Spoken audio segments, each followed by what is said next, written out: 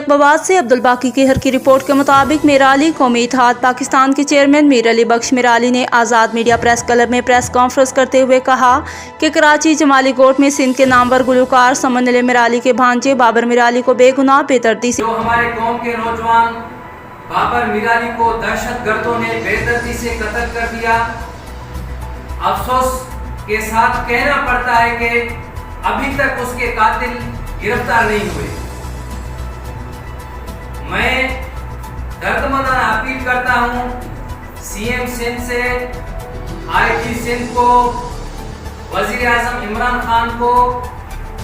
और हमारे मुल्क के मुहाफिज जो इदारे हैं उनको, chief of army staff Qamar Javed Bajwa साहब को अपील है मेरा,